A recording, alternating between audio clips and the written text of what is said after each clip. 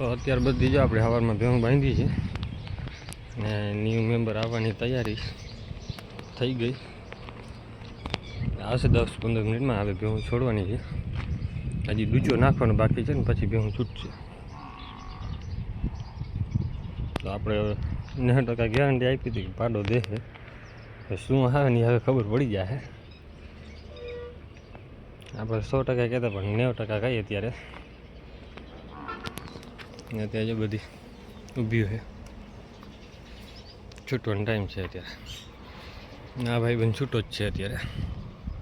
તો ભેં વ્યાઈ ગઈ છે, કોમેન્ટ કરો શું લાવી હશે.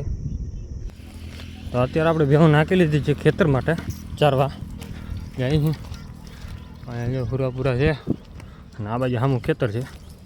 સામે ખેતરમાં લઈ આવીએ, આ બધા ભેગા થઈ જાય ને પછી હાકી આગળ અરે ચેક કરે પાડો. અને ભેં પણ વ્યાઈ ગઈ છે. આપણી 100% વાળી ગેરંટી સાચી પડી છે. પાડો આવી ગયો. તો જો ત્યાં બધી ખેતરમાં આવે લઈ લીધી ભેં. આ મગની ભૂકી બધું ખાઈ છે. આ બાજુ થ્રેસર હાલે છે. આપણે હવે દોડવાનું, ખાલી ઊભો પટો છે. આગળ ચંદનનો બગીચો છે ને એમાં ધ્યાન રાખવી પડશે, બાકી બધે છૂટ છે રખડવાની. આ બાજુ વાયર બાંધ્યા એટલે તોડી નાખશે ભેહું. હવે બીજા નંબરમાં આપણી ભેંસ છે આ કવિ, નામ જ કવિ છે. લક્ષણ એના જેવા છે, ધોળે સીધું હાલવાનું કેમ ઊંધું ભાગે. અને એ ભેંના લક્ષણ એવા છે, 3 ડોક રાખી તમે ડૂચો નાખવા જવાનું છૂટી હોય ને લઈ આગળથી આમ ક્રોસમાં આમ પડે આગળથી. અત્યારે આપણે પટ્ટામાં જવા દઈએ આગળ. એક વાર ચક્કરમાં લે તો બધી મનને શાંતિ થઈ જાય. ઓલી બાજુ બીડ છે એમાં તો કાંઈ છે નહીં, નકરા લીમડાને એવું ઊભું છે. તો ખાલી ધ્યાન રાખવાની આપણે. અંદર જવા દેવી નથી, કેમ કે જવા ભેગી છે ને હું નીકળે નહીં પછી. એ આપણે બાવરિયા કહીએ ને એ બહુ થઈ પડ્યા. એક જો હું હિંગડું હાલવી લીધું લીમડાની દાળમાં ચાંદરીની પાછળ. તો ભલે હાલવી લીધું, હવે કાઢવા ના જવાય, ખબર પડે બીજી ફેરા. જય માતા મિત્રો, કેમ છો બધા? મજામાં? આપણે પણ મજામાં જ છે ને. અત્યારે આપણે છે ને ચંદનના બગીચામાંથી, આ ચંદન છે, આ ચંદનનું ઝાડું છે ને, આ બીજી ઝાડું છે ને જે જાડું, એ આપણે બાકસની દિવાસળી બનાવવાની આવે છે ને એનું છે. આ હે ને ઝાડું ઘાણી ઘા વધી જાય. એટલે આ કેમ ફેલાઈ ગયો હાવ. ખાલી 1.5 વર્ષથી આ વાવેલા છે ને ઝાડવાને. ને આ ઝાડવાને તો આપણે છે ને બીજા નંબરનું આ ચંદન છે. હા, એ ઝાડવાને થઈ ગયા છે 15 વર્ષમાં છે, પણ નથી હાઈટ પકડતો. કેમ કે આમાં જે જોઈએ ને એ ખોરાક જડતું નથી.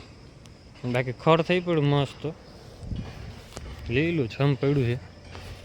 તો વિચાર કરીએ ઘડીક વાર ભેહુંને અંદર પછી પૂરશું ધરાઈ રહી એવી રીતે.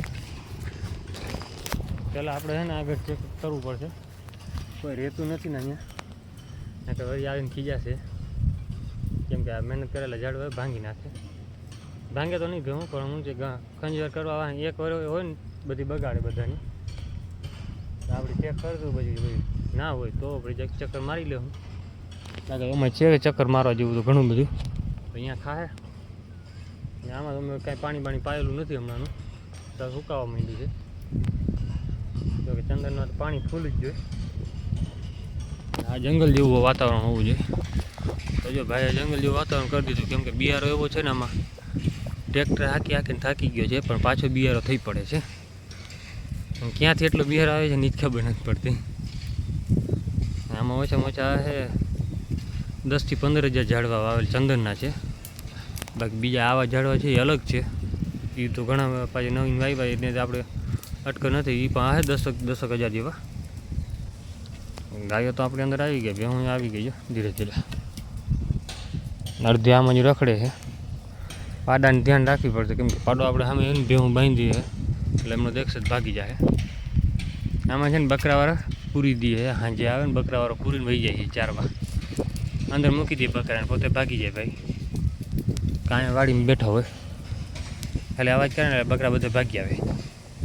અને આપણે ભેહું નાખવા જઈએ ને એટલે ભેહું હાલે જ નહીં, અને આમાં દેખાય નહીં ભાઈ કોઈ આવતું હોય. અને ભેહું કાઢવા જાવ એટલે તમે નકટી જાત એટલે ઘડીકમાં નીકળે જ નહીં. ગાયો તો હજી ભાગી નીકળે, ભેહું ભાગે નહીં ઘડીકમાં. તો ધરમ મારી દેવું આમાં, પછી ઘરે જવા દે. કેમ કે ચંદન છે આમાં, આપણે આ ચંદનમાં જનાવર નથી રહેતા. ચંદનના કહીએ ભાઈ, ચંદનમાં જનાવર બહુ રહીએ. આ બીજું ચંદન અલગ આવે છે, એ છે બગીચો. જે કારણે આનું બિયાર એટલો અત્યારે ફેલાઈ ગયો છે. આ બાજુની વાડીમાં જ્યાં જ્યાં પાણી ચોમાસાનું પાણી જાય છે, બી ઉડીને ગયો એ બધે બી ઉગી પડ્યા છે વાડીમાં. જો કે હવે બી આમાં લાખી છે, ચોમાસું આવે છે ને ત્યારે એમાં બી થઈ જાય. કાળા કલરના બી આવે છે આમાં, ફૂલડું લાગી ગયું છે. આ બી આવશે હવે આમાં.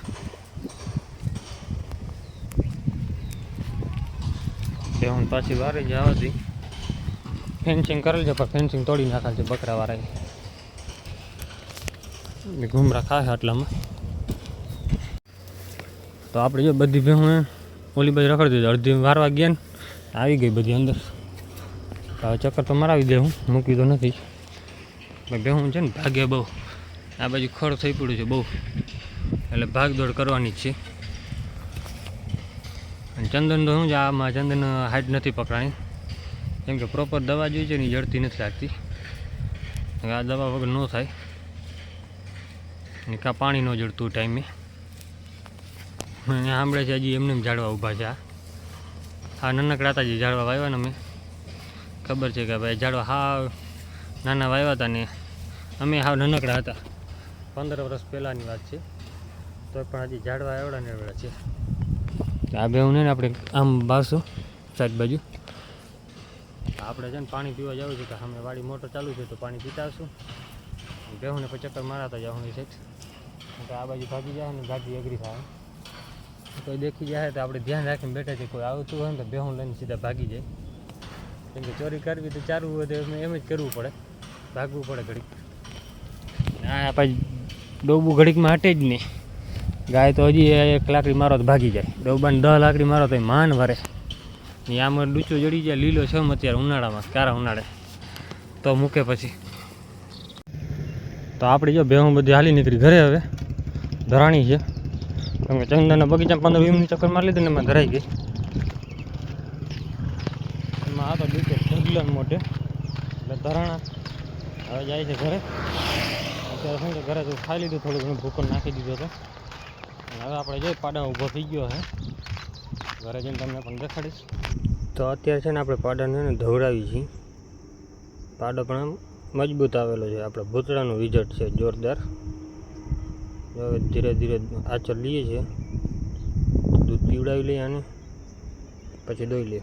તો આપણે જો મા દીકરો બે ઊભા છે અહીંયા, અને આ મા દીકરો અહીંયા છે. પાડો આવી ગયો આપણે, બાકી ભેહું બધી અહીંયા ઊભી રહી ગઈ છે. નાગરાજને બાંધી દીધો, બાકી તો બધી છૂટા ઊભા છે. અત્યારે તો કંઈ કામ છે નહીં કાંઈ, ધરાણા એટલે બધા જો બેસી ગયા. ચક્કર મારી આવે એટલે પૂરું, પછી ધરાઈ ગયા ને એટલે બેસી જાય. આખો ઘેરો જ અમને ઊભો. આ બપોર ટાણે ભાગશે. બપોર પછી આપણે જવા દેવાની છે પાછળના ખેતરમાં, રોડની ઓલી બાજુ. વિડીયો કેવો લાગે છે કોમેન્ટ કરજો. જય માતાજી, જય શ્રી રામ બધાને.